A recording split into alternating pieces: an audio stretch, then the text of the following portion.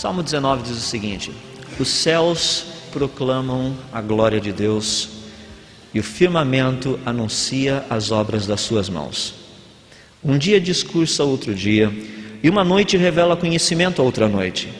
Não há linguagem, nem há palavras, e deles não se ouve nenhum som. No entanto, por toda a terra se faz ouvir a sua voz, e as suas palavras até os confins do mundo. Verem algumas páginas, Salmo número 8, começando no verso 3, verso 4.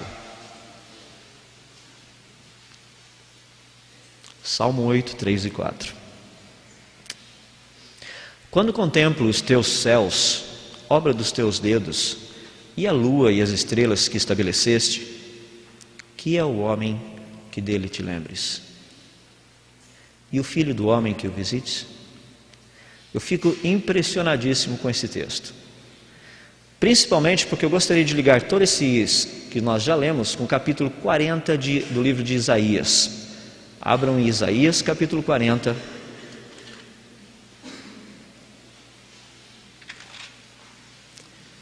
Eu gostaria de ler versos 25 e 26. Deus chega através do profeta Isaías falando para o povo e faz a seguinte pergunta: a quem, pois, me comparareis? Diz o santo. Comparareis de que jeito? Para que eu lhe seja igual? E é interessantíssima a resposta que Deus dá através do profeta. Ele diz o seguinte: levantai ao alto os olhos e vede, quem criou estas coisas? Aquele que faz sair o seu exército de estrelas, todas bem contadas, as quais ele chama pelo nome, por ser ele grande em força e forte em poder, nem uma só vem a faltar. A questão toda do universo é uma coisa muito interessante, porque eu brinco com o pessoal, mas nós precisamos conhecer um pouquinho das propostas. Eu já dei ontem, falando para vocês a respeito do criacionismo, eu dei algumas ideias. A proposta criacionista de como o universo surgiu, mais ou menos esta: ele apareceu, foi criado do ex nihilo, significa do nada. Ele foi criado completo e funcional, não haveria necessidade de melhoria com o passar do tempo. Ele foi criado também recentemente, inclusive a proposta de alguns milhares de anos. Ele foi criado com uma idade aparente. E uma coisa que é interessante para a gente é que as duas últimas eu não mencionei ontem, mas eu gostaria de mencionar hoje. Primeiro, que o universo está envelhecendo. A segunda é que toda essa questão de desenho, propósito, a própria complexidade demonstram o quê? A necessidade de um Criador. Eu brinco com o pessoal, mas para mim é um negócio interessante. Eu saio por aí às vezes, dando palestras em universidades, então eu pego o meu relógio, eu falo assim: olha, esse relógio foi feito no Japão. Eu não conheço quem o fez, mas que seria extremamente interessante pensar que o relógio foi produto de uma explosão dentro de uma fábrica. Seria. Já imaginou o meu relógio resultado de uma explosão de uma fábrica japonesa? Você dá risada? O universo é extremamente mais complexo e dizem que foi resultado de uma explosão, chamado Big Bang. Então a gente precisa parar e refletir um pouquinho. Quando você olha para o céu, o que você vê? Eu brinco com o pessoal que o povo de São Paulo vê tudo isso, né? É um negócio assim fantástico. A cidade de São Paulo, esse texto de Isaías, o pessoal fala: até eu conto as estrelinhas que tem no céu. Não tem nenhum problema. Ah, mas vamos fazer alguma coisinha. Vamos apagar as luzes da cidade de São Paulo. Aí muda um pouquinho de figura. Eu gostaria de fazer o seguinte: apagar as luzes e tirar a poluição. Agora eu quero ver você contar as estrelinhas. Mudamos um pouquinho de conversa. Mas isso é o que nós vemos a olho nu. Imagina se eu lhe desse um telescópiozinho um pouquinho possante, você veria isso. Essa é a galáxia M31, a galáxia de Andrômeda, a galáxia mais próxima da gente. Esse negocinho ali tem só cerca de 150 bilhões de estrelas. A nossa galáxia, que não é lá muito grande coisa também, tem 200 bilhões. Conta cada uma delas. Dá um nome. endereço e posicionamento no céu. Muda um pouquinho de figura, não muda? Só algumas curiosidades para a gente. Daqui não dá para a gente ver porque o sol se põe atrás das montanhas, então seria difícil a gente ver. Então eu peguei uma data um pouquinho antes. Quem mora em São Paulo ainda daria para ver. Por exemplo, está quase igual. O planeta Saturno não dá mais para ver porque a hora que o sol se põe, o planeta Saturno já se pôs também. Mas tem uma estrelinha no céu, aquela ali em cima, chamada Júpiter. Só para você ter uma ideia, esse é o planeta Júpiter. Nós utilizamos um pouco do mapeamento da JPL dos Estados Unidos para produzir em 3D o que seria uma viagem passando assim tangencial ao planeta Júpiter. Esse é o planeta Júpiter. Um negócio bem grande, fantástico. Apenas um dos planetas do sistema solar. Eu gosto demais quando eu penso na variedade que existe. Esse negocinho, aquela mancha que vocês viram embaixo, aquilo é um furacão que dá para você colocar 8 planeta-terras dentro dele. E esse furacão já está ali há mais de 300 anos. Só para se ter uma ideia. Essa luazinha é chamada Io, é uma das luas, das muitas luas que Júpiter tem. Mais lá embaixo, como eu já disse para vocês, está meio difícil ver agora, você veria o planeta Saturno. O planeta Saturno é o mais conhecido de todos, né, por causa dos anéis e tudo mais. Então o pessoal gosta dos anéis, então dá para ter uma ideia um pouquinho do que é essa beleza que tem no céu. Agora, quando você olha para o céu, você olha esse negócio, você vê apenas estrelas. Você olha lá, você não pensa que aquele negócio é um planeta, mas é um planeta. Então dá para ter uma ideia. Mais embaixo, tem um negocinho que nós chamamos constelação de Orion, conhecido vulgarmente como Três Marias. Então vocês sabem do que eu estou falando agora. Vamos dar uma olhadinha nessas Três Marias. Ali estão as nossas Três Marias. Se você olhar, são as três inclinadas. Depois mais embaixo tem mais um grupinho que é o chamado cinturão de Orion, onde ele coloca literalmente a espada dele. Então, para você ter uma ideia, essas são as imagens que vocês veriam com um telescópio um pouquinho melhor. Dá uma olhada mais de perto. Isso é o céu. É isso que a gente vê com um telescópio de Hubble ou com um Keck ou coisas desse tipo. Isso aqui, para vocês terem uma ideia, aquele ponto branco no meio é a estrelinha das Três Marias, a que fica mais embaixo. Se você tiver um bom telescópio e puder olhar, é isso que você estaria vendo atrás dela. Na outra, naquele cinturãozinho que fica descido, isso é o que você veria. Você tem 3 estrelinhas, entre as duas de baixo aparece um tipo de um borrão branco. Esse borrão branco é esse negócio aí. Então o universo é uma coisa muito interessante, é muito fantástico. A gente gosta de estudar e ver esse negócio que está lá em cima, porque na verdade os céus manifestam a glória de Deus. É algo fascinante.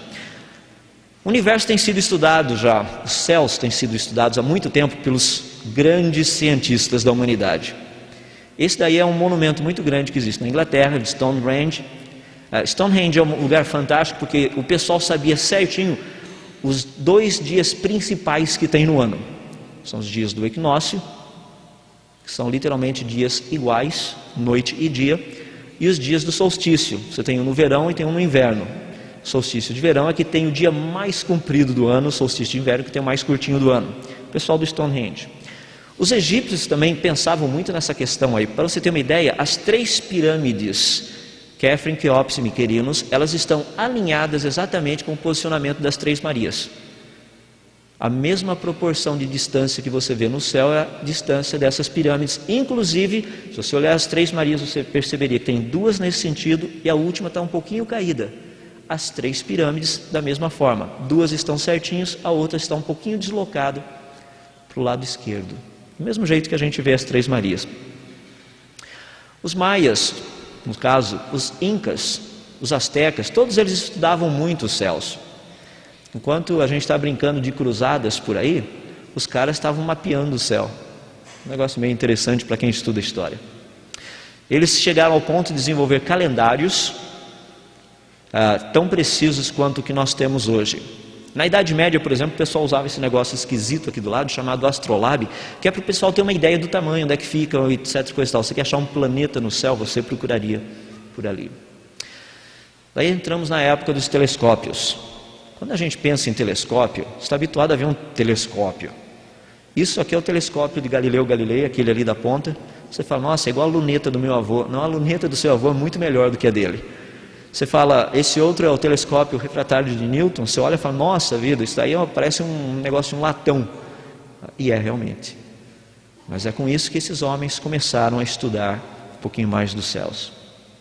Hoje nós trabalhamos com um equipamento um pouco mais sofisticado. Telescópio de Hubble, por exemplo. O telescópio de Hubble é mais ou menos o tamanho de um ônibus. Está a cerca de mais ou menos uns 600 quilômetros de altitude. Ele faz uma órbita a cada 5 horas e 45 minutos em volta da Terra. É uma máquina fantástica, é quase que do outro mundo. Por que é quase do outro mundo? Se a Terra fosse plana e eu pudesse colocar o telescópio de Hubble, por exemplo, em cima da cidade de São Paulo, a pergunta é, o que eu conseguiria ver então no mundo? Uma das possibilidades é que você teria a condição de ver 2 vagalumes a 15 centímetros de distância um do outro. Você fala, nossa, que legal, 15 centímetros de distância um do outro? A pergunta é, aonde estariam os 2 vagalumes? Porque eu consigo ver 2 vagalumes bem pertinho também. Mas aonde estariam os 2? Em cima da cidade de Jerusalém. Então você coloca o telescópio de Hubble em cima da cidade de São Paulo, você vê 2 vagalumes voando em cima da cidade de Jerusalém a 15 centímetros de distância um do outro. Dá para ver muita coisa? Dá. Deixa eu dar um outro exemplo para você. Se a Terra fosse plana e nós colocássemos o telescópio de Hubble aqui, você poderia ler qualquer banca de revista que tivesse na cidade de Nova York, você colocaria e poderia ver os jornais pendurados lá de fora. Você não precisaria nem entrar na internet, é só pegar o telescópio, dar uma olhadinha, você veria exatamente a notícia. Essa é a capacidade de visão do telescópio de Hubble. Eu fico assim impressionado com a sabedoria e com a inteligência que Deus deu ao homem, para que a gente pudesse estudar um pouquinho das coisas dele. O Observatório W. Keck fica no Havaí. Eu brinco com o pessoal, a parte dos físicos é horrível. Eu recomendo realmente ninguém a se tornar um físico, porque eles te mandam fazer pesquisa no Havaí, nas Bahamas, na Austrália, assim, são lugares horríveis da gente fazer pesquisa. Eu sei que é com grande relutância que a gente aceita os convites para pesquisa nesses lugares. A gente realmente demora assim, 1/1000 de segundo para falar sim. Então a gente está pronto para ir. Esse daí, por exemplo, o Keck, fica no Havaí, numa montanha chamada Mauna Kea, cerca de 4.200 metros de altura. Ele possui 2 torres equivalentes a um prédio de 11 andares. Ali dentro tem 2 telescópios, pesando cerca de 700 toneladas, exatamente iguais. Você fala, mas por que construíram 2 iguais? Porque você precisa de 2 olhos para ver as coisas certinhas. Um bom telescópio teria que ter 2 telescópios também, um observatório, desculpa. E ali dá para você ter uma ideia, inclusive na foto de baixo, essa aqui do canto, se você vê um negocinho, parece que tem alguém desse jeito dentro de uma bolinha pequenininha ali dentro. Aquilo é um ser humano, está dentro do telescópio, só para ter uma ideia do tamanho do negócio. A técnica que é utilizada nesse telescópio eu acho fantástica. Estou dando um pouco de material para vocês, só para vocês entenderem. Quando alguém fala, o telescópio lá de Hubble, aquele negócio que está em volta da Terra. Negócio não, fale com respeito, aquilo é um telescópio. Negócio é o que a gente tentou fazer hoje à tarde no campo de futebol. Tá? Aquilo é telescópio que está lá em cima. Quer dizer, eu estou referindo à minha parte. Tem bons jogadores lá, então não quero comprometer todo mundo. Mas você pega, por exemplo, esse telescópio, ele é muito interessante. Por exemplo, vidro, ninguém fica assustado, mas vidro é líquido. Vidro não é um sólido, vidro é líquido. Você fala, agora eu quero ver. Mas é líquido, tem uma viscosidade, uma densidade muito alta. Tanto é que quando a gente precisa medir, saber a idade de uma fazenda, de uma casa muito antiga, sabe o que você faz? Você tira um vidro da janela, você mede a espessura em cima e mede a espessura embaixo e a altura. Sabendo o tipo de vidro, você sabe há quanto tempo aquele vidro foi colocado naquela janela. Porque o vidro vai escoando lentamente, vai escoando até ele chegar aqui embaixo. Vai ficando fininho em cima e grosso embaixo. Isso é um problema para o telescópio. Por quê? O nosso grande telescópio, ele está pertinho do Equador. A Terra gira. A Terra gira mais ou menos 1.700 km por hora. Você fala, nós estamos parados? Parados coisa nenhuma. Nós estamos viajando naquela direção a mais ou menos 1.700 km por hora. Vidro é líquido. Quando você pega o seu copinho de água e dá um puxão nele assim, o que acontece? A água vai para um lado, não vai? O vidro do telescópio também. Sabe o que precisa fazer? Colocar umas mãozinhas desse lado do vidro que fica massageando para que o vidro fique sempre retinho. Isso é o que a gente chama de óptica adaptativa. 10 milhões de dólares sendo massageados ali. Eu posso massagear por muito menos do que isso, não garanto a perfeição, mas isso é para a gente ter uma ideia um pouquinho do que está sendo utilizado. Outros telescópios existem, radiotelescópios, existe muito material de pesquisa sendo utilizado. Isso para a gente entender um pouquinho do que está aí fora. Alguns que são bem conhecidos, outros que são menos conhecidos, mas existe uma gama muito grande de equipamento observando os céus. Isso para a gente ter um pequeno conhecimento do que está aí fora. Para a gente poder entender. No passado, as pessoas achavam que a Terra era o centro do universo, a Lua girava em volta, o Sol, as estrelas, os planetas, todos eles giravam em volta. Essa é a cosmologia antiga que nós temos. Daí aparece um homem chamado Tycho Brahe. Tycho Brahe, literalmente, ele deu uma ideia, estudou muito os céus e tudo mais. Ele falou, acho que não é bem assim. Parece que os planetas e tudo mais giram em torno do Sol. Daí aparece Copérnicos, aparece Galileu Galilei, todos eles falando que o Sol é o centro e a Terra e os outros planetas giram em volta. Então dá para ter uma ideia um pouquinho do que já foi discutido no passado. Mas quando a gente pensa a respeito do céu, o que se sabe hoje e o que se estuda hoje? Aí tem um trabalho que é mais interessante para a gente. O céu é muito grande, por ser muito grande, a gente precisa pegar um sistema de dimensão aí, de unidades, que dê para a gente entender um pouquinho melhor. Deixa eu dar um exemplo para vocês. Eu moro na cidade de Limeira, fica mais ou menos 310 quilômetros da onde nós estamos. Fica aproximadamente 310 mil metros também desse local, e cerca de aproximadamente 310 milhões de milímetros da onde nós estamos hoje. Agora, imagina eu tentar usar milímetro para dar distância desse tamanho. Tem um pessoal que veio da Bahia, tem gente que veio lá de Fortaleza, vocês viajaram anos-luz, milímetros, para chegar até aqui mais ou menos. Foi muito longe, é muito milímetro para ser percorrido. Então no céu nós fazemos a mesma coisa quando nós estudamos o universo. Nós usamos, por exemplo, umas medidas que são um pouquinho mais simples. Uma unidade astronômica, a distância média entre a Terra e o Sol, 150 milhões de quilômetros, coisa básica, logo ali. Você pega, por exemplo, um ano-luz, 9,5 trilhões de quilômetros, também coisa básica. Esse é o tipo de unidades que a gente usa. Só para vocês terem uma ideia, o sistema solar, que nós já estamos tão habituados, que é um sistema não mais de 9 planetas, mas de 10, já existe um novo planetinha descoberto no sistema solar, chamado Quasar, fica só 6,4 bilhões de quilômetros do Sol. Ele foi descoberto no dia 7 de outubro do ano passado. O nome é muito fácil de guardar, muita gente já sabe, tem dado palestras por aí, e você só pergunta para a pessoa do lado, qual ar que você respira? E daí você vai lembrar qual ar é o nome do planeta. Tá? Então, qual ar que você respira? Ali tem uma comparação entre o tamanho de Quasar, a Lua e a Terra. Só para você ter uma ideia, a distância entre o Sol e Quasar, 6,4 bilhões de quilômetros, isso seria aproximadamente 7/10 de 1/1000 de um ano-luz. A estrelinha mais perto está a 4 anos-luz da gente. Agora, o que significa esse número? Se você fosse do Sol até Quasar, com Spielberg, numa das suas naves interestelares, viajando a 300 mil quilômetros por segundo, ou seja, você teria condição de ir daqui até a Lua com essa espaçonave em um segundo, um pouquinho mais de um segundo. Você daria 6 voltas e meia em volta do planeta em um segundo. Você iria do Sol até Quasar em 5 horas e 55 minutos. Só que isso só existe em Hollywood, só no filminho. Então a gente teria que ir, por exemplo, de ônibus espacial. Ônibus espacial dá para ir.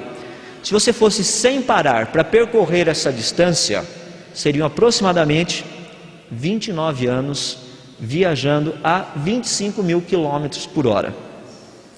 Imagina, agora não dá mais porque o Concorde saiu de voo, mas imagina que fosse possível percorrer essa distância num Concorde, nada mais, nada menos do que 2.200 quilômetros por hora. 332 anos para você fazer isso. Você pode ir de avião convencional também, 800 quilômetros por hora. Demoraria apenas 913 anos, ou seja, iria precisar trocar os comissários de bordo pelo menos umas 10 vezes, porque eles teriam uns 80 anos cada vez que eles fossem substituídos. Você fala, nossa, é longe pra caramba. Deixa eu colocar em termos reais para a gente. Se você pudesse ir de Fórmula 1, mas vai com Schumacher, porque Rubinho quebra, esses negócios acontecem, então é melhor que a gente saiba que vai chegar lá. Atualmente eu não sei, as Williams estão rodando tão bem que é melhor, eu vou trocar o slide e colocar uma Williams em vez de uma Ferrari.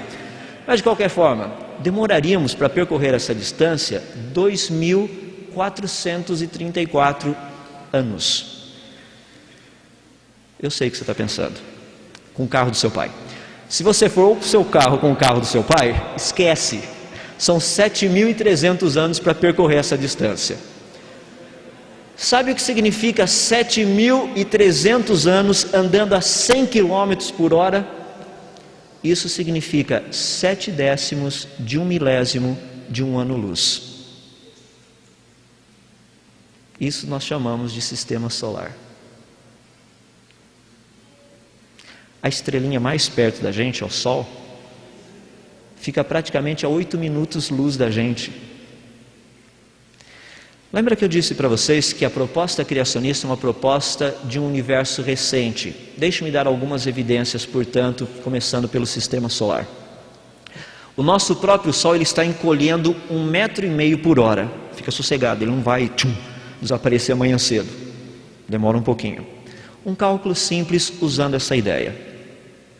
Eu pego o diâmetro do Sol, eu sei a quantidade de calor que esse Sol emite, quanto que ele ilumina a Terra.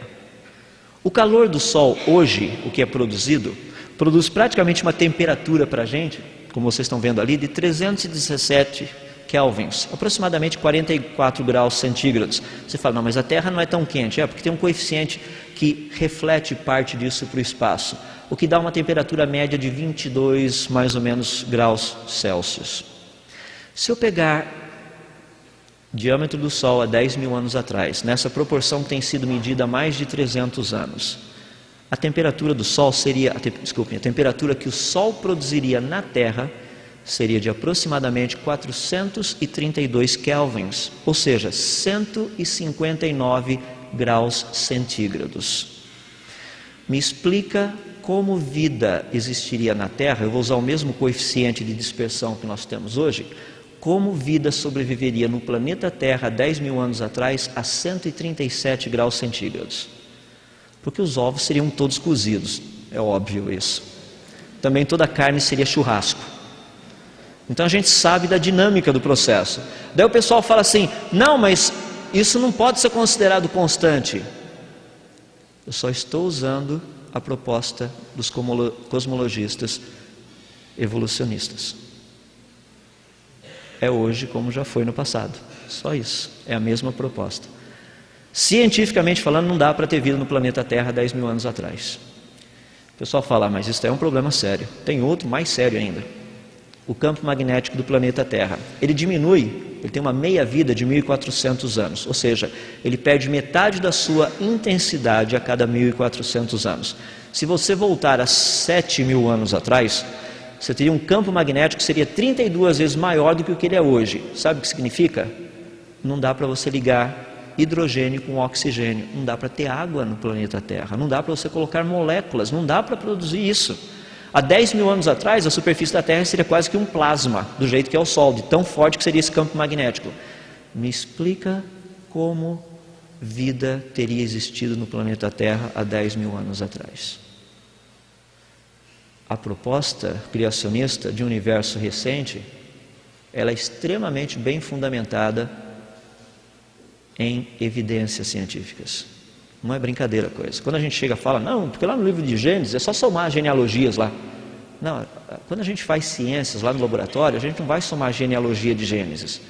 A gente pega esses negócios, equações de dispersão, equações de radiação eletromagnética. Esse é o tipo de equação que a gente trabalha. Esse é o tipo de cálculo que é feito. Só para vocês terem uma ideia, então. O próprio sistema solar é um negócio muito interessante. Eu gosto demais dele. Nosso planeta é muito bonito, não sei quantos de vocês já pararam para observar. Mas de acordo com a teoria vigente, diz que ou uma estrela ou alguma coisa passou perto do Sol e arrancou uns pedaços do Sol. E esse negócio foi esfriando com o passar do tempo, até que se formaram os planetas. Eu sempre gostei de uma boa história. principalmente história assim para boi dormir. Essa é uma delas. Você pega, por exemplo, o planeta Mercúrio, temperatura média de superfície 450 graus centígrados, lugar excelente para fazer churrasco. Você pega o planeta Vênus, em Vênus literalmente chove ácido sulfúrico, já imaginou que bênção? Nada melhor do que morar lá. O planeta Terra vocês já conhecem. Planeta Marte, nada mais é do que o tubo de escapamento do seu carro, ou seja, dióxido de carbono na atmosfera. É agradabilíssimo respirar em Marte, é de morte a coisa. Você pega o planeta Júpiter, por exemplo. Júpiter é um planeta fantástico. A atmosfera tem muito fósforo e enxofre, inclusive está escrito, tem uma plaquinha lá dizendo o seguinte: proibido fumar, você explode o planeta. Planeta Saturno é um planeta fantástico, metano, gás metâneo. Pensou que legal? Está com problema de gás? Aqui no Brasil está quanto? Quase R$30 o botijão de gás. Dá uma ida até Saturno, enche o botijão de gás, pode usar aqui na Terra. Também tem plaquinha proibido fumar. O planeta Urano é para o pessoal orquiahólico, aqueles grandes trabalhadores, e para o pessoal que dorme pra caramba. Por quê? O dia dura 84 anos, a noite também. Então você pode dormir por 84 anos, ou você pode trabalhar por 84 anos. Sinta-se à vontade, é só uma questão de escolha. Planeta Netuno já é um planeta que eu digo que é para os teleevangelistas. Sabe aquele pessoal que gosta do semblante brilhar e tudo mais? O planeta é radioativo, então a gente manda o povo para lá, eles vão brilhar à noite. É só soltar o pessoal por aí, vai ser uma bênção a coisa. O planeta Plutão nada mais é, pelo menos que a gente tem ideias até o momento, de que uma pedrona de gelo. Eu não coloquei nada de qual ar, porque as pesquisas são muito recentes ainda, então a gente não tem muito saber a respeito dele. Pessoal, não tem nada parecido, absolutamente nada parecido, nem na composição, nem na consistência. A coisa é totalmente doida, porque se você olhar, tem planeta que gira desse jeito, tem planeta que gira ao contrário, tem planeta que gira assim, é uma confusão o negócio. Sem contar as luas. Se você estiver planejando passar sua lua de mel, por exemplo, em Júpiter, toma cuidado para não ter a primeira briga do casal. Você chega lá tão romântico para sua esposa, então fala assim: não é bonito ver o pôr da lua? Ela fala: sim, querido, mas aquela está nascendo. As outras se puseram lá, essas giram no sentido contrário. Era só ter estudado no cursinho um pouquinho mais. Lembra que eu falava para você parar de me beijar? Ficava lá, não prestava atenção. Esse tipo de coisa. É uma grande variedade, grande variedade. Hoje nós conhecemos um pouquinho melhor o sistema solar, pouquinho, não muito, um pouquinho melhor. Toda essa teoria de que tudo veio de um negócio que foi arrancado lá do Sol e tudo mais, já foi por água abaixo.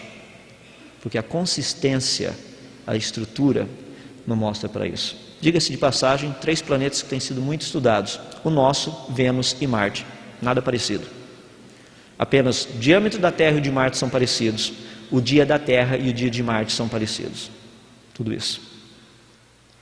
Questão da Lua, a idade da Lua, poeirinha que cai na Lua, tem sido medido também. Estou mostrando apenas algumas coisas que mostram um universo que foi criado. Ele não evoluiu. Se a Lua tivesse evoluído por conta própria, a poeira que cai na Lua hoje teria quase 2 metros de poeira na Lua, dado seus 3,5 bilhões de anos, que é o que é dado por aí pelo pessoal. A Lua tem mais ou menos uns 2 centímetros nos piores lugares de poeira. Isso significa que a Lua não tem mais do que 100 mil anos. Nós estamos tratando de um universo extremamente recente. Já mencionei das luas, tem luas que giram em todos os sentidos e tudo mais. Queria falar um pouquinho a respeito do universo, a idade do universo e o tamanho dele. Eu gostaria de mencionar isso por causa do texto que eu li para vocês. A questão própria do universo, do tamanho do universo. Alfa Centauri, a estrela, é uma binária, são as estrelinhas mais perto na gente, Alfa e Próxima Centauri. Cerca de aproximadamente 4,3 anos-luz. É aquela pequenininha, aquela brilhante no meio que tem uma setinha em cima. Eu queria fazer com vocês é o seguinte: vamos dar um pequeno passeio, só para a gente ter uma ideia do tamanho dessa coisa. Eu vou pegar o Sol no centro e vou cada vez fazer um tipo de um círculo, ou uma esfera, para ver quantas estrelas eu consigo colocar. Eu vou cada vez aumentando mais o tamanho dessa minha esfera. Eu vou começar com uma esferinha desse jeito, que tem 12 anos-luz e meio de raio. Eu colocaria 33 estrelas. Aumentei para 250 anos-luz. Caberiam 250 mil estrelas. Agora, 5 mil anos-luz de raio. dá para eu colocar 300 milhões de estrelas ali dentro. Aqueles negócios brancos que vocês estão vendo são os braços da nossa galáxia. Se você sair lá fora e tiver com tudo apagado, você vai ver um tipo de uma mancha branca no céu, mais ou menos nessa direção. Aquilo ali não é uma nuvem, é que tem tanta estrela que parece uma nuvem no céu. Esse é o braço no qual nós moramos, o braço de Orion. 5.000 anos-luz, 300 milhões de estrelas. Se a gente pudesse abrir agora para 50.000 anos-luz de raio, criasse esse negócio imenso, daria para colocar nossa galáxia inteirinha ali dentro. 200 bilhões de estrelas. Daria para colocar umas galáxias anãs também ali do lado. Ou seja, num raio imensamente grande agora, de 500.000 anos-luz, você teria uma galáxia, 9 galáxias anãs e praticamente um pouquinho mais de 200 bilhões de estrelas. Quando eu falo de galáxia anã, uma galáxia anã são aquelas que têm milhões de estrelas, isso é coisa pequena. Galáxia de verdade tem bilhões de estrelas, tá? Agora um raio de 5 milhões de anos-luz, você fala, nossa, isso é grande. Não, não é grande não, só dá para colocar 3 galáxias ali dentro, umas 36 galáxias anãs, que são as mais próximas da gente, e uns 700 bilhões de estrelas. Num raio de 100 milhões de anos-luz agora, você fala, nossa, isso é grande. Não, mas não é tão grande assim ainda, tem muito mais. Dá para crescer um pouquinho. Você pegaria aquilo que nós chamamos do grupo de Virgo. É onde fica o nosso grupinho de galáxias. Você teria 160 grupos de galáxias aí dentro desse negócio, mais ou menos 2.500 galáxias, cerca de 25.000 galáxias anãs e só 500 trilhões de estrelas. Se eu pegar um raio agora de 1 bilhão de anos-luz, você veria aproximadamente 80 supergrupos, igual ao grupo de Virgo, que é onde fica o nosso grupo de galáxias, cerca de 160 mil grupos de galáxias, só 3 milhões de galáxias, umas 30 milhões de galáxias anãs e 500 mil trilhões de estrelas. Eu te pergunto, e se a gente olhar tudo que dá para ver com os nossos telescópios? Isso é um raio de aproximadamente 15 bilhões de anos-luz. Cada pontinho daquele não é uma estrela, é um supergrupo de galáxias. Existem 270 mil supergrupos, aproximadamente 15 milhões de grupos de galáxias, com cerca de 10 bilhões de galáxias, com cerca de 100 bilhões de galáxias anãs. Esse número maluco que vocês estão vendo ali embaixo, sabe o que significa isso? Tem mais estrela no céu do que todos os grãos de areia de todas as praias desse planeta. Deixe-me ler Isaías 40, verso 26. Vamos ler, dê uma olhadinha de novo nesse texto. Levantai ao alto os olhos e vede, quem criou estas coisas? Aquele que faz sair o seu exército de estrelas todas bem contadas, as quais ele chama pelo nome. Por ser ele grande em força e forte em poder, nenhuma só vem a faltar. Sabe quando a gente canta, tu és soberano sobre a terra, sobre os céus, tu és Senhor? Dá para ter uma ideia do que a gente está cantando? Eu gostaria de desafiá-los. Pega um pouquinho de areia, porque tem muita areia aqui, enche a sua mão de areia e vai numa mesinha. Esparrama os grãozinhos de areia, conta os grãozinhos de areia. Depois que você tiver contado os grãozinhos de areia, dê nome a cada um deles. Depois coloque os grãozinhos de areia de novo na sua mão, chacoalha, joga de novo na mesa e me diz quais são os nomes de quem. Daí vocês vão ter uma ideia de quem é nosso Deus. Isso é o que a gente observa no céu. Galáxias. Muitas formas diferentes. Muitas estruturas bonitas. Muito colorido. Deus podia ter feito o mundo em preto e branco, né? Eu sou tão feliz que Ele fez em cor. Acho 10 isso. Você vai encontrar galáxias com galáxias. Todas essas aqui vocês estão vendo galáxias juntas. Uma na frente da outra, uma do lado da outra, uma puxando estrela da outra, uma sugando um pouco de matéria da outra. Todo esse negócio acontecendo. Formas totalmente malucas. Toda a proposta é que as galáxias deveriam ser bem certinhas, bem organizadas. Que certinho e organizada. Deus, acho que Deus tem um pouquinho de inclinação também para a arte moderna. De vez em quando sai um pouquinho da estética da coisa. Muda assim, dá uns negócios meio diferentes. É muito grande, é muito fantástico. A variedade é muito grande. Mas o universo também está cheio daquilo que nós chamamos de gás e luz. Por exemplo, o que você tem aqui são alguns lugarzinhos no espaço que nós olhamos, você só vê luz brilhando. A Bíblia, no capítulo 1 de Gênesis, diz que no princípio criou Deus os céus e a terra. E ele diz que logo no comecinho, no primeiro dia, disse Deus, haja luz. E de repente, se ele vai continuar lendo, no dia 4 você lê, nossa, só no dia 4 Deus criou sol, lua e as estrelas, então luz veio antes dos corpos celestes? Veio, está cientificamente correto. É assim que a coisa funciona. A Bíblia está perfeitamente correta na proposta dela. O duro que há 50 anos atrás o pessoal dava risada e falava, esse povo que mexe com aquele livro preto lá, fica falando que, olha só coisa ridícula, Deus faz luz, depois de 4 dias Deus cria lua, estrelas, sol, coisa mais ridícula. Eu também acho ridículo o que eles falaram do livro, porque o livro está certo, continua certo. Eles estavam errados. Existe muita luz aí fora, sem estrela por perto. Esses são alguns pilares. Você tem uma ideia? Isso é um pouquinho do que tem por perto deles. É de uma beleza incrível. Eu imagino que não seria da gente, se a gente pudesse observar e guardar essas imagens. Eu, por trabalhar com isso o tempo todo, elas estão bem fresquinhas na minha mente. Então, quando a gente canta, Tu és soberano, Senhor meu Deus, quando eu maravilhado, esse tipo de coisa, eu fico passeando no meio desses negócios que tem por aí, as NGCs da vida. Então, você viaja dali, a M não sei o que tem, e vai viajando, e vai passeando. É do outro mundo, literalmente. É muito bonito. Existe muita luz nesse universo. Muita luz que não está ligado a uma fonte de luz específica, no caso uma estrela, um corpo celeste. Como eu disse, existem muitos agrupamentos, aqui tem alguns deles. Cada um desses pontinhos que vocês estão vendo aí são galáxias. Cada um desses pontinhos são galáxias. Cada um desses pontinhos são galáxias. Cada um desses pontinhos são galáxias. Tem muita galáxia em cima. As pessoas perguntam, mas por que Deus fez um mundo desse tamanho então? A resposta está bem ali na frente. Para a sua glória. Simplesmente para a sua glória. A gente não quer marcar aquele gol de letra para todo mundo falar, nossa, você viu que gol marcado, o cara lá realmente detonou. Deus falou assim, bom, vou criar um universo e eu vou detonar realmente, vou fazer um negócio assim que é do outro mundo a coisa. Será que 15 bilhões de anos-luz é suficiente? Colocar mais estrelas no céu do que todos os grãos de areia na terra também? E assim Deus fez. Deixe-me terminar, entrar na reta final falando a respeito do Big Bang, porque o Big Bang é a grande teoria que está por aí, o pessoal que conhece bem o livro do Stephen Hawking, ele fala demais nessa questão do Big Bang. Afinal de contas, o que é o Big Bang? Deixe-me resumir de uma forma bem simples, bem compreensível.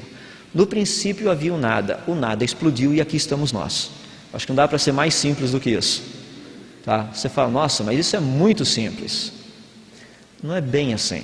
Deixe-me dar um exemplo para vocês da área de física. Se o átomo primitivo, esse negócio, esse ovo cósmico primitivo, estivesse lá, ele estaria numa situação estável. Ou seja, ele não explodiria, porque para haver explosão tem que haver instabilidade. A pergunta é, o que aconteceu para que houvesse instabilidade?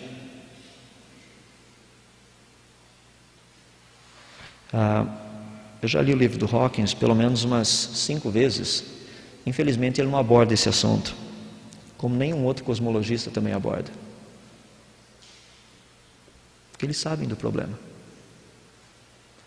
Como que o negócio explodiu? Eu brinco com o pessoal, eu não creio no Big Bang, mas eu falo, tem dedinho no meio desse negócio aí. Eles falam, dedinho de quem? Aí é problema de vocês. Eu creio em Deus, agora vocês me dizem de quem é o dedinho. Porque sozinho ele não vai explodir, todo mundo sabe disso. A gente tem uma bomba atômica, ótimo, nós temos uma bomba atômica. O que a gente precisa fazer para ela explodir? Apertar o botão. Sem apertar o botão você tem uma bomba atômica. Você pode usar, por exemplo, como uma prateleira, você pode colocar uma mesa em cima, você pode fazer o que você quiser com a bomba atômica. Você fala, nossa, mas é perigoso. Enquanto ela estiver ali sem apertar o botãozinho, ela não vai fazer nada. Essa é a grande ideia do Big Bang. Mas o Big Bang tem 3 colunas. Deixa-me dar rapidamente todas elas. A primeira delas é que eles dizem que o universo está se expandindo. A segunda delas fala a respeito da quantidade de elementos que tem no universo. E a terceira fala da radiação de fundo. São 3 propostas. Todas as 3 propostas, elas vêm com embasamento. Baseado nessas propostas, quando eu digo embasamento, é de evidências. Você fala, mas se eles têm evidências, que evidências vocês têm, criacionistas, a respeito disso? Eu vou mostrar algumas. Por exemplo, o Hawkins, no livro dele, se você pegar na página 78, tem esse gráfico mostrando o que aconteceu. É interessante que, se você observar logo no comecinho, você vai perceber leis da física desconhecidas. O que significa isso? Eu gostaria que vocês crescem. Na linguagem científica é isso. Creiam que no princípio haviam leis da física desconhecidas. Mas quais eram essas leis? A resposta está ali, são desconhecidas, ninguém sabe que lei é essa. Entende? É óbvio a coisa. Ou seja, como então eu posso chegar e fazer uma proposta de leis desconhecidas? Estou pedindo para que pessoas creiam naquilo que eu estou propondo. Primeira coluna, a questão do avermelhado que a gente vê nas galáxias. A interpretação evolucionista é que as galáxias estão se distanciando uma das outras, que o universo está se expandindo. Sabe um negócio fantástico? Eu fiz um levantamento com o pessoal da JPL não faz muito tempo, porque eles fizeram um levantamento, eu peguei toda a informação e comecei a colocar os negócios, os números. Porque lembra, é igual a questão do chimpanzé, né? O pessoal fala só um pedaço e não mostra o resto. Então fui olhar, procurei a lista inteirinha e tudo mais. Você sabia que 98% das galáxias estão se afastando da gente? Daí eu passei um e-mail para um amigo meu e falei assim, parece até que nós somos o centro do universo. Ou então nós estamos muito perto da onde o Big Bang explodiu. Porque se todos estão se afastando da gente, é porque a gente está muito perto do centro, se não no centro. Me mandaram um e-mail de volta falando assim, essa é uma conjectura muito interessante que você está fazendo. Eu falei, não é conjectura, coisa nenhuma, 98% diz o quê? Se 98% das galáxias estão indo em distâncias, se afastando da gente, só tem 2% que está vindo na nossa direção, o que isso significa? Que nós somos o centro da coisa. Mas ninguém gosta de falar muito nisso. A questão é que existem outras interpretações para essa mudança do vermelho, que é o que é chamado mudança espectrográfica para o vermelho. Tem outras interpretações, coloquei algumas delas. Por exemplo, se está mudando para o vermelho, existe uma perda de energia. Se existe perda de energia, para onde está indo essa energia? Um outro negócio que é interessante é que as galáxias parecem que gostam de viajar em velocidades relativamente uniformes. Por exemplo, a galáxia não viaja a 13,7 anos-luz por segundo. Ela gosta de viajar em distâncias específicas, mas isso é o que a gente encontra no espectro atômico. Então tem outras interpretações. A questão da abundância de elementos, isso daí para mim é um dos negócios mais caóticos que existe, sendo bem sincero. Por quê? Um universo extremamente antigo teria feito com que as galáxias já tivessem se dissolvido praticamente. Então o que acontece? Você vê uma estrutura de uma galáxia, você fala assim, a galáxia teria dissolvido, o que você quer dizer com isso? As galáxias estão rodando, à medida que elas rodam, as estrelas vão se afastando do centro, elas vão se esparramando. Daqui a pouco você tem galáxia esparramada, quer dizer, estrela esparramada para tudo quanto é lugar. Como que as galáxias ainda estão juntinhas depois de 12 bilhões de anos-luz? Daí entra a questão do buraco negro, da matéria exótica, ou da matéria negra. Precisa ter tudo isso para o universo ainda estar junto, estar todo ele como um pacote. Você sabia que se o universo tiver só 10 mil anos, não haveria necessidade nem de buraco negro, nem de matéria exótica, nem nada? A quantidade de hélio, de hidrogênio no espaço produzido pela queima de estrelas e tudo mais está exatamente dentro dos parâmetros. O problema é que para um universo de bilhões de anos, daí realmente não tem jeito. Existem evidências? Existem. Muitas evidências. Isso aqui é um pouquinho daquilo que o pessoal da NASA tem feito. Isso daqui é o WMAP, está mapeando a radiação de fundo que tem no espaço. Fala, mas o que o pessoal está olhando? Temperatura.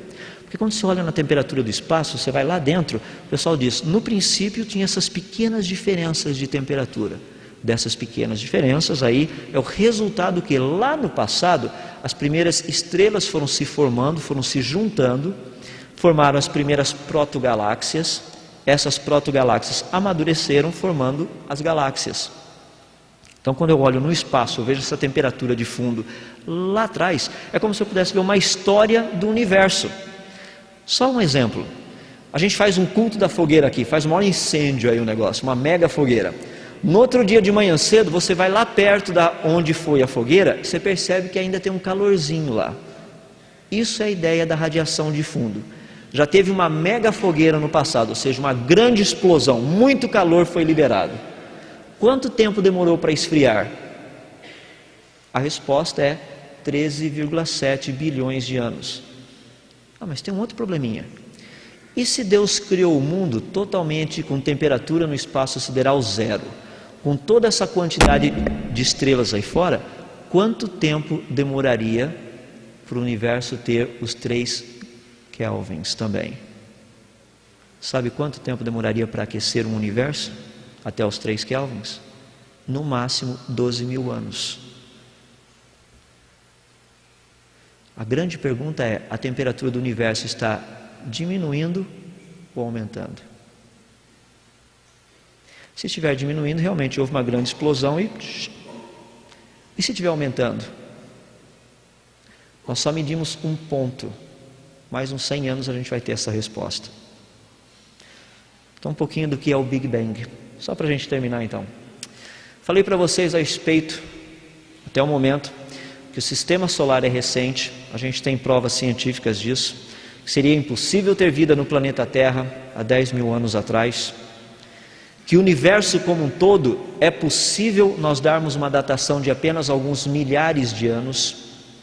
É possível fisicamente falando, cientificamente falando. Estou usando todas as equações normais que a gente está habituado na área de física, tá? Mas eu gostaria de tratar a questão a respeito da idade aparente. Será que Deus realmente fez o mundo com idade aparente? Só para a gente pensar um pouquinho, deixa eu dar algumas ideias para vocês. Como é que você sabe, com certeza, que o mundo não foi criado há 5 minutos atrás por Deus e já deu para você toda a memória que você tinha vivido todos esses anos da sua vida, já tinha ido na escola, trabalhado, crescido e todos esses negócios? Como é que você sabe que Deus não fez o mundo há 5 minutos atrás? Você fala: mas eu estava na minha casa no final de semana. Não, isso é o que faz parte da memória que já foi colocada na tua mente. Você fala: isso é Matrix. Ok, vocês estão prontos? Meu nome é Nil, eu vim aqui para ajudá-los. Só dá uma desplugadinha aqui atrás, você está pronto agora para trabalhar. Parece brincadeira isso? Mas a proposta é muito interessante. O que nós vemos no espaço hoje, com estudos do Hubble, tem mostrado algo fascinante, que foi uma grande surpresa para os cosmologistas, não para os cosmologistas criacionistas. Nós temos brigado já faz mais de 20 anos que o universo foi criado com uma idade aparente. 20 anos que a gente está brigando, a gente já crê há mais de 200 anos, pelo menos. Sabe o que é interessante? Um exemplo. Você pega a galáxia M31. A M31 está pertinho da gente. Só 2,2 milhões de anos-luz. Você fala: mas 2,2 milhões de anos-luz? Não demorou 2,2 milhões de anos para a luz chegar até aqui? Espera aí, vamos por etapa. As galáxias distantes estão a cerca de mais ou menos 12 bilhões de anos-luz da gente. Quanto tempo demorou para a luz sair da M31 e chegar até a gente? Essa mais pertinha. 2 milhões de anos-luz. Quanto tempo demorou para a luz viajar dessas galáxias a 12 bilhões de anos-luz da gente? 12 bilhões de anos-luz. Então o que acontece? Vamos ter uma ideia. No dia de hoje, nascem 2 filhinhos de amigos meus. Um que mora em Limeira e o outro que mora em Hong Kong. Cada um deles tira uma foto do filhinho. E eles vão me mandar uma foto. A foto foi tirada no mesmo dia, tá? Daí os 2 caras mandam, só que os caras vêm a pé entregar a foto. Então eles vêm até Limeira, quer dizer, um está lá em Limeira mesmo. Quando eu chegar lá em Limeira, ele anda alguns quarteirões e me entrega a foto. Daí eu olho aquela foto e falo: que legal, é o seu filho, olha só que maravilha e tudo mais, todo feliz, satisfeito, etc, coisa e tal. Fala assim: não, mas essa foto não é recente. Ele falou: acabei de tirar. Não, você tirou há quanto tempo atrás? Faz umas 3 horas mais ou menos. Porque demorou para ele tirar a foto, trazer a foto até onde eu estava. Então a foto não é tão recente, estou vendo como ele era antes, umas 3 horas atrás. No mesmo dia, por outro lado, chega uma foto desse nenezinho do meu amigo lá de Hong Kong. O cara veio a pé também. Ele demorou cerca de mais ou menos uns 8 anos para chegar até aqui. Então quando eu olho a foto, falo, nossa, que foto bonita do seu filhinho. Eu falo assim, pois é, olha só. Eu falo, nossa, deve ser uma maravilha. Mas eu estou olhando aquela foto como ele era há 8 anos atrás. Demorou 8 anos para a luz chegar. Hoje, se eu pudesse olhar para ele, eu iria ver o quê? Um menininho recém-nascido? Não, eu ia ver um moleque de 8 anos. O que os evolucionistas cosmologistas haviam proposto é o seguinte: quando eu olhasse no universo, se eu olhasse para uma galáxia bem pertinho, você iria ver uma galáxia madura. Se eu olhasse lá longe no universo, eu iria ver uma galáxia bebê. Porque demora muito tempo para a luz chegar aqui.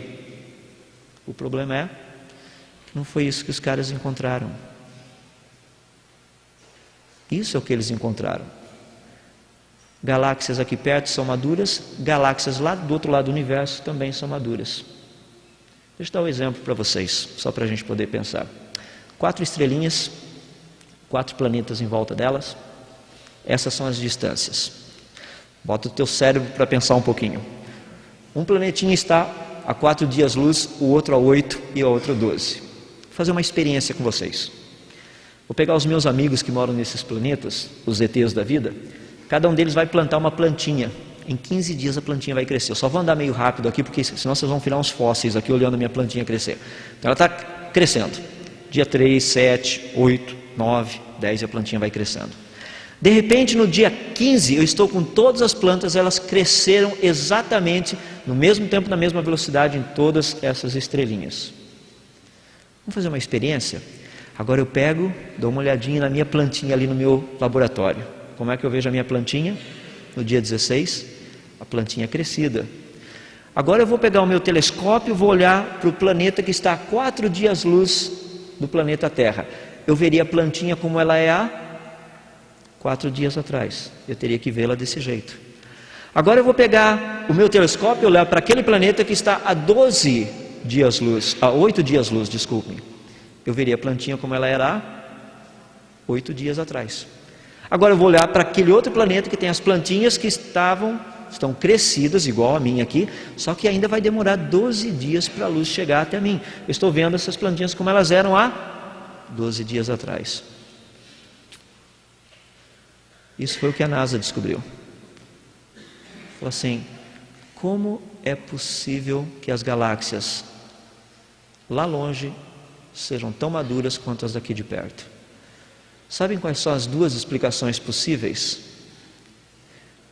Eu sei que ninguém gosta muito disso, mas as 2 possíveis são as seguintes. Ou a velocidade da luz não é constante, ou o universo foi criado pronto com a luz chegando em todas as direções. Só tem essas 2 possibilidades.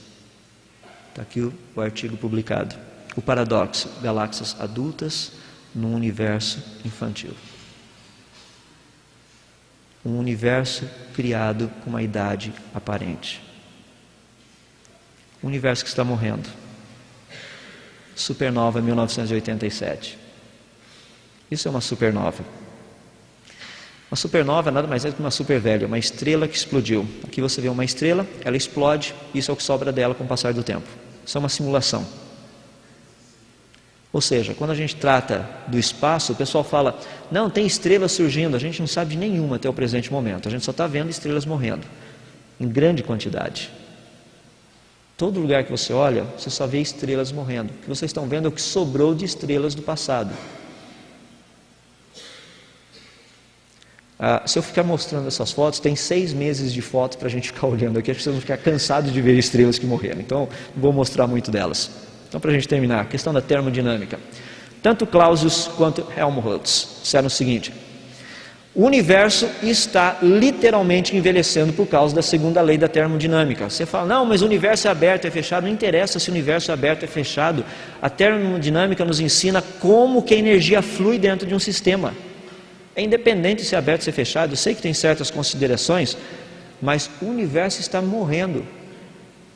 Tanto é que Helmholtz disse o seguinte: sendo que o universo está morrendo, ou seja, ele está como um relógio que vai acabando a corda, lá no passado o que deve ter acontecido? Alguém deu corda no relógio.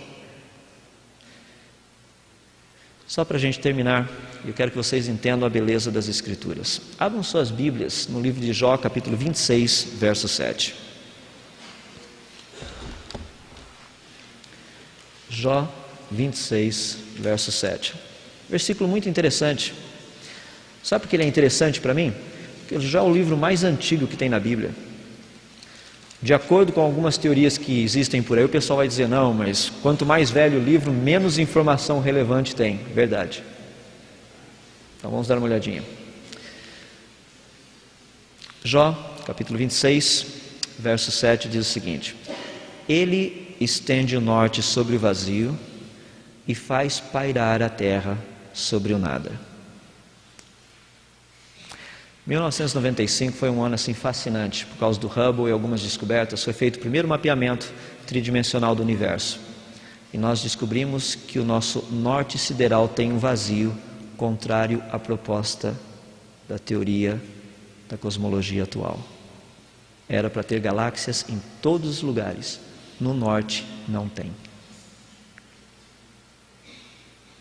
Outro negócio interessante: a lei da gravidade. Faz 500 anos quase que a gente trabalha com ela, para ser mais preciso 300, que a Terra paira. Jó falou sobre isso. Simplesmente ela paira. Esse livro continua tão bom cientificamente falando quanto a boa ciência de hoje. Gostaria de terminar dizendo as palavras de Newton. Ele disse o seguinte: ciência não existe para provar a Bíblia existe para orientar a ciência. Isaac Newton, eu acho que ele sabe o que ele estava falando. Sem dúvida, os céus declaram a glória de Deus. Eu espero que, assim, olhando de uma forma bem geral, a gente possa ver um pouquinho da grandeza do nosso Deus, quem Ele é e tudo o que Ele fez.